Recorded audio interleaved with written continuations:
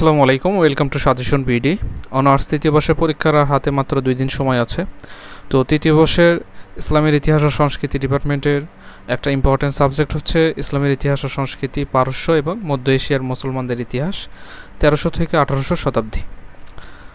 আর এই ভিডিওতে এই অল্প সময়ে কিভাবে ভালো প্রিপারেশন নেওয়া যায় এবং খ বিভাগের সাথে ক বিভাগের কিছু গুরুত্বপূর্ণ প্রশ্ন নিয়ে আলোচনা করব এবং আনসারে কিছু পিডিএফ শিট দেবো সবাইকে ফ্রিতে। তাই ভিডিওটা আমার সাথে কন্টিনিউ করতে থাকুন, ইনশাআল্লাহ ভিডিওটা আপনাদের জন্য অনেক বেশি হেল্পফুল হবে। আর যারা পিডিএফ নিতে ইচ্ছুক তারা কমেন্টে জানান, সাথে হোয়াটসঅ্যাপ নম্বরটা দিয়ে রাখুন। তো প্রথমে শুরু করা যাক খ বিভাগ দিয়ে। এখানে অল্প কিছু প্রশ্ন দিয়েছি, এরপরেও যাদের প্রিপারেশন একদম নাই, এখানে মাত্র 15-20টার মতো প্রশ্ন আছে। এর ভেতরেও যেগুলো বেশি গুরুত্বপূর্ণ, ভেরি ভেরি ইম্পর্ট্যান্টগুলো আমি বলে দিব। যাদের প্রিপারেশন একবারে নাই তারা সেগুলো আগে পড়ে নেবেন। আর এখন তো মুখস্থ করার সময় নাই, এখন সবগুলো প্রশ্নের আনসার 2-3 বার সময় থাকলে 2-3 বার বা এর বেশি রিডিং পড়ুন। শুধু একটু বেসিক ধারণা থাকলে আপনি বানিয়ে বানিয়েও লিখতে পারবেন। তো খ বিভাগের জন্য সংক্ষিপ্ত প্রশ্ন, মঙ্গলদের উৎপত্তি সম্বন্ধে সংক্ষেপে লিখো। ইম্পর্ট্যান্ট। ওগতাই খানকে মহান খান বলা হয় কেন?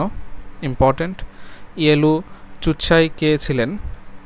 আইন জালুয়াতের যুদ্ধের ফলাফল বর্ণনা করো। আবাগা খানের পরিচয় দাও। ইম্পর্ট্যান্ট। মাজমা আল মুরজের যুদ্ধের ফলাফল লিখো। রশিদউদ্দিন বিখ্যাত কেন?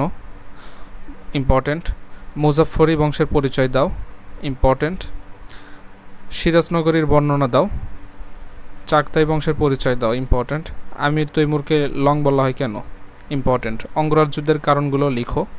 স্টাডি রিলেটেড যে কোনো হেল্প এবং ফ্রি পিডিএফ সাজেশন শিটের জন্য জয়েন করুন আমাদের ফেসবুক গ্রুপ এবং ফেসবুক পেজে। এখানে শত শত সাজেশন আপনি পেয়ে যাবেন, সকল ডিপার্টমেন্টের সকল সাবজেক্টের সাজেশন রয়েছে এখানে। ইম্পর্ট্যান্ট।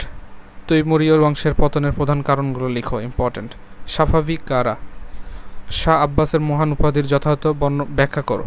ইম্পর্ট্যান্ট। শাহ শাহবাগ গুরুত্বের সম্পর্কে ধারণা দাও। ইম্পর্ট্যান্ট। এবার হচ্ছে গ বিভাগ। আর গ বিভাগের প্রশ্নগুলো আপনাকে কমপক্ষে 3 থেকে 5 পেজ লিখতে হবে। খ বিভাগেরগুলো লিখতে হবে হচ্ছে 1.5 থেকে 2.5 পেজ। বিজেতা হিসাবে চেঙ্গিস খানের কৃতিত্ব মূল্যায়ন করো। ইম্পর্ট্যান্ট। ইউয়ান বংশের পরিচয় দাও। এই বংশের প্রতিষ্ঠাতা হিসাবে কুবলাই খানের কৃতিত্ব আলোচনা করো।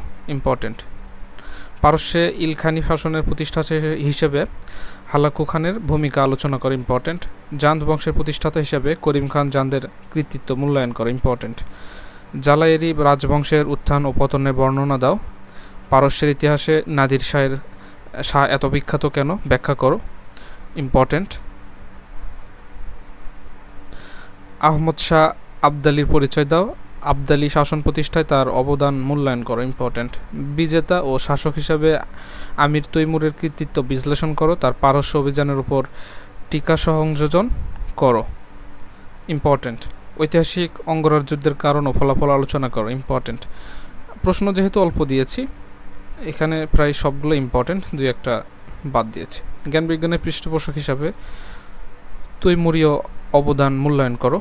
সাফাভি বংশের প্রতিষ্ঠাতা হিসাবে শাহ ইসমাইলের অবদান মূল্যায়ন করো। ইম্পর্ট্যান্ট। জ্ঞান বিজ্ঞানে সাফাভিদের অবদান আলোচনা করো। ইম্পর্ট্যান্ট।